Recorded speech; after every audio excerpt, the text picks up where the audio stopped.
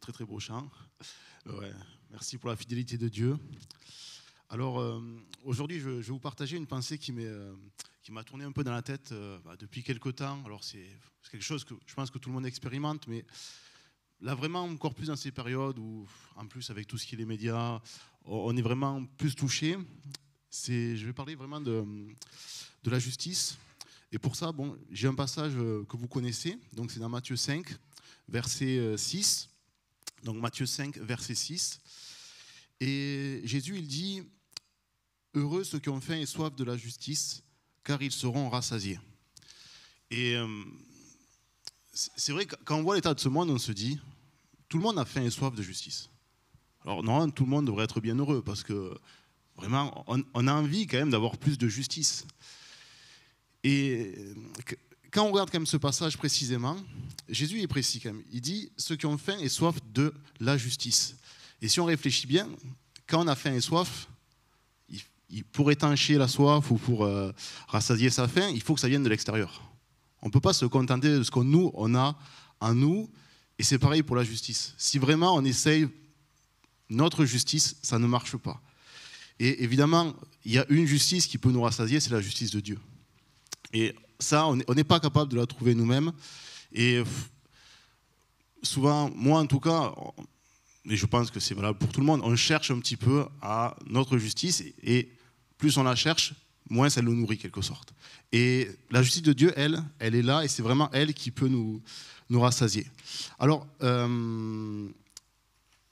juste d'autres passages qui en parlent également. Alors si on prend dans Romains chapitre 10, alors aussi un passage qui est assez connu. Alors c'est le verset Romains chapitre 10, versets 2 à 3. C'est Paul qui parle des Juifs de son temps, mais je pense que ça peut s'appliquer à tout être humain.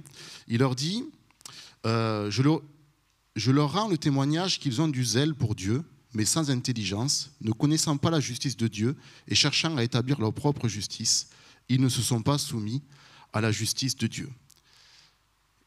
Et c'est quelque chose qu'on peut expérimenter, c'est-à-dire que soit on cherche à établir notre propre justice, soit nous acceptons la justice de Dieu. Et malheureusement, notre propre justice, si on regarde bien comment dans la parole, comment Dieu la définit, elle n'est pas extrêmement sympathique, elle n'est pas très jolie. Et merci pour la musique. Et un autre passage, c'est pas le mien, non, moi non. Bon, allez. Alors, ça aurait pu, vous savez. Donc, alors un autre passage qui parle de ça, toujours dans Romains, si vous voulez bien me suivre, donc c'est Romains au chapitre 3, versets 10 à 13. Pareil, un passage qui est connu, donc Romains chapitre 3, versets 10 à 13. Paul, il nous parle effectivement de la justice de l'homme, et qu'est-ce qu'il nous dit?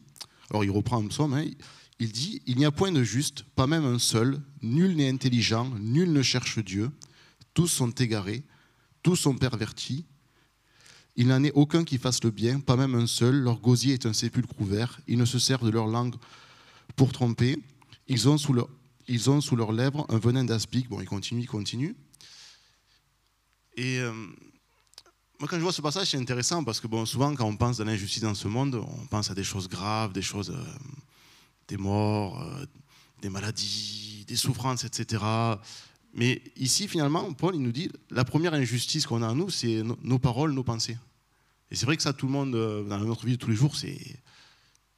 Si on regarde vraiment parfois ce que nous pensons, si nous regardons vraiment parfois ce que nous disons, est-ce que nous reflétons la justice de Dieu? Je ne suis pas sûr. Et ça montre un petit peu qu'on cherche à établir notre justice, mais si on regarde vraiment le standard qu'a mis Dieu, on n'y est pas. On n'y est pas. Nos paroles, nos pensées, elles n'y sont pas. C'est pas des choses qui vont nous rassasier. C'est pas des choses qui vont nous apporter la justice. Et je pense que même plutôt, on va se nourrir de nous-mêmes, mais on va plutôt se consommer nous-mêmes ou se consumer nous-mêmes, je ne sais pas, mais on va pas réussir à avoir une vraie justice. Et comment dire, en ce moment, moi, en tout cas, je le vois, tout le monde cherche à avoir raison. Vous savez, vous avez les élections, vous avez la guerre, vous avez les prix qui montent, on s'accuse, on critique, on se met en avant, etc. On veut être dans le bon camp, etc. Mais c'est quand même assez vain. Je pense en tant que chrétien, on peut dire que c'est quand même assez vain parce que ce monde, il a sa justice, et je pense que tout le monde est d'accord dans la justice de ce monde. Tout le monde est d'accord pour dire qu'il a raison. Donc, quel que soit le camp, les gens vont dire, oui, moi j'ai raison. Donc, finalement, ils ont leur justice. Et quand souvent, même nous en tant que chrétiens, mais dans le monde aussi, quand on se bat pour un candidat, un camp, une guerre, etc., finalement, chacun cherche à tirer la couverture à soi. Hein, ils sont tous au même niveau là-dessus. Et comment dire, il n'y a pas de fin à ça. Il n'y a pas de fin si ce n'est la justice de Dieu.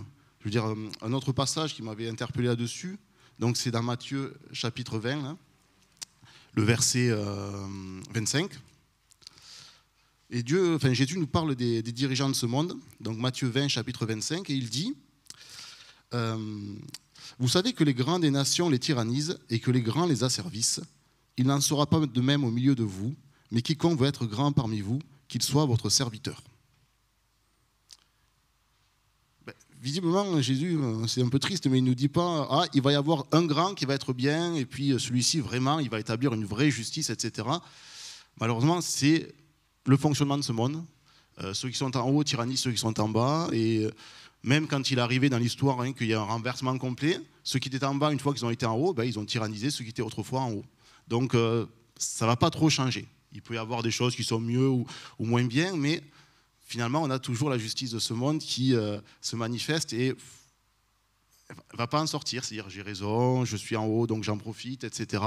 Ça va pas, malheureusement, s'améliorer. Alors, il y a quand même une bonne nouvelle. Il y a quand même une bonne nouvelle, c'est laquelle ?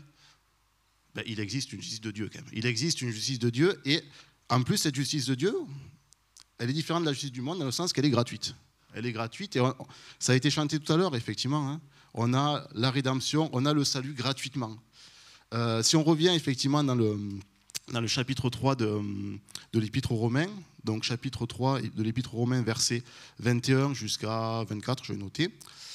Mais maintenant, sans la loi est manifestée la justice de Dieu, à laquelle rendent témoignage la loi et les prophètes. Justice de Dieu par la foi en Jésus-Christ, pour tous ceux qui croient. Il n'y a point de distinction, car tous ont péché et sont privés de la gloire de Dieu, et ils sont gratuitement justifiés par sa grâce, par le moyen de la rédemption. Et c'est vrai qu'on a, nous, gratuitement, Dieu nous a donné cette justice. C'est-à-dire que nous sommes justes devant ses yeux. C'est-à-dire que lui, il était juste, il n'avait jamais fait quelque chose qui était mal, évidemment, à ses propres yeux. Nous étions injustes, mais il nous a donné la possibilité, nous, de devenir justes à ses yeux, et même, en Jésus-Christ, d'avoir la possibilité d'agir dans la justice.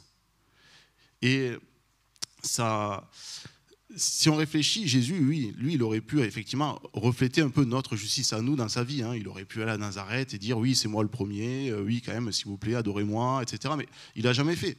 Il aurait pu se plaindre, ses apôtres, c'était ses amis, pendant 3 ans, il était avec eux tous les jours, et puis le jour où il a eu besoin d'eux, une fois, il n'y avait plus personne. Il aurait pu se dire, oui, mais quand même, c'était vraiment pas juste. Bon, non, mais non, vous ne le voyez pas. Vous voyez qu'au contraire, il a adopté cette attitude de serviteur, finalement, où par son action, il s'est mis à notre service pour nous donner ce salut. Et moi, c'est un truc qui me touche, effectivement, parce qu'on voit l'injustice dans ce monde, mais on se dit, mais Dieu, il a prévu quand même d'apporter une justice au-delà vraiment de notre justice à nous, parce qu'il savait que ça n'arriverait pas. Ça n'arriverait pas. On peut la chercher dans tous les camps où on veut. Il n'y a que sa justice à lui, parce que lui, effectivement, il n'a pas cherché à tirer la couverture à lui, il a cherché à nous rendre justes dans sa justice. Et alors, oui, juste un point, effectivement, Dieu, il ne veut pas que nous restions passifs par rapport à l'injustice de ce monde. C'est vrai que si on peut, je veux dire, vous avez des passages, notamment dans l'Ancien Testament, qui nous appellent effectivement à essayer de délier les liens de la servitude, à essayer effectivement d'aider les gens qui sont sous des formes d'esclavage. C'est vrai, mais il y a quand même toujours cette idée, c'est qu'il faut le faire comme Jésus-Christ. C'est-à-dire il faut le faire en tant que serviteur.